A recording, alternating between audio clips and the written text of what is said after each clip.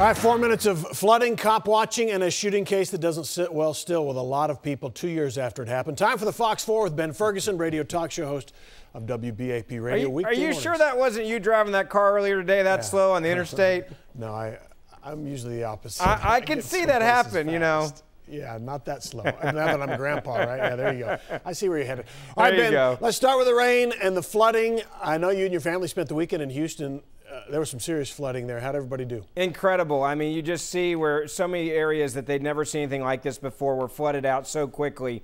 And I got to give a lot of credit to these small rural communities that did an amazing job of even getting out door to door, reverse 911, and coming together and helping people. I mean, you had neighbors helping neighbors and friends helping people they'd never met before with other camping sites.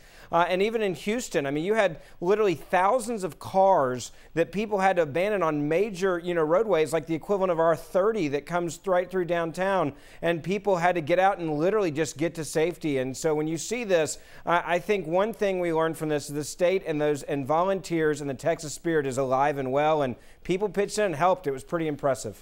Very good. Glad everybody's safe too for you. Now the video we got exclusively of a Dart police officer arresting a man at the Rosa Parks station downtown Dallas. Dart says the suspect was banned from that area, resisting the officer when he tried to arrest him. Let's watch this.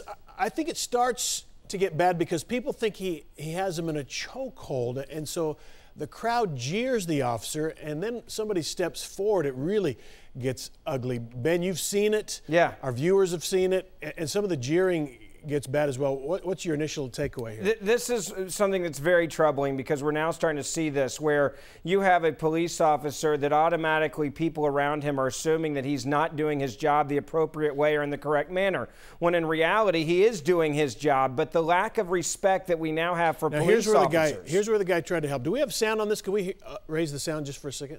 We don't have any audio? Okay, this is where it got really heated. You hear people that are acting as if somehow the police officer is the criminal in this situation. Then you have someone that steps in because obviously the police officer is having a hard time detaining this individual who was in the wrong. And then you hear the racial things start about him being white and the officer being white. And this turns into, this big racial tension.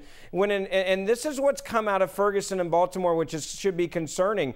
Police officers right now, they don't have respect of a lot of people. And anytime you have a color of a police officer that's different than the person that you're dealing with, it's like the community's reacting as if, oh, well, you can't touch me because of what happened in Ferguson or what happened in Baltimore or anywhere else. And it's interesting, that backup officer that arrives finally, he's an African-American and he doesn't get treated any better. No, and that's when it's the, oh, well, you're not, you can't, this is police brutality now at that point. And the big issue that we're learning from this is police right now do not have the respect of many people in the community, and we got to figure out how to change that because the mass majority of police out there are putting their life on the line. Can you imagine being one of these two men in this situation with that many people yelling at you and getting in your face and getting close to you? I mean, this could have spiraled out of control in no time. All right, let's go to another story that people are familiar with. Family of Jerry Waller sued the Fort Worth Police Department yesterday for his death. A lot of people remember this. Two rookie police officers responded to a burglar alarm, went to the wrong house, never identified themselves as police officers, shot and killed 72-year-old Jerry Waller in his own garage. I know you support law enforcement. I support law enforcement. This case has bothered even the most loyal supporters over time. If I was this family, I would have sued as well. I mean, this is something that I would have done. If I saw two people walking around my house with flashlights and I'm going outside and opening my garage door, I'm going to have a firearm with me. And if those two police officers do not identify themselves, and then when you have a death like this, a tragic shooting like this by somebody that's on their own property, in their own house, concerned for their own safety and their family's safety, I don't blame them at all for filing this lawsuit. I think sometimes, there are people that do the right thing and bad things happen like this, and they deserve their fair day in court. All right, so the main witness here was another officer, the officer who didn't shoot.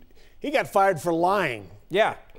Is the city of Fort Worth going to pay on this? Well, I would hope that there would be some sort of compensation, because if any one of us was in that situation, you'd want to make sure that your family and loved ones are taken care of. And this was the fact is, you had a man that did everything right and protected his household. You have a right to do that in this state. And he was in the right place the right time. The police were at the wrong house the wrong time. And I hope there is some sort of settlement here, because they need to make this right. Okay, Ben Ferguson, thank you for your opinions tonight. As always, nice job. Thanks. Remember, everybody, you can listen to Ben every weekday morning from 9 to 11 on 820 AM WBAP. Follow him on Twitter. He's got a ton of Twitter followers, @Ben Ferguson Show. Thanks, Ben.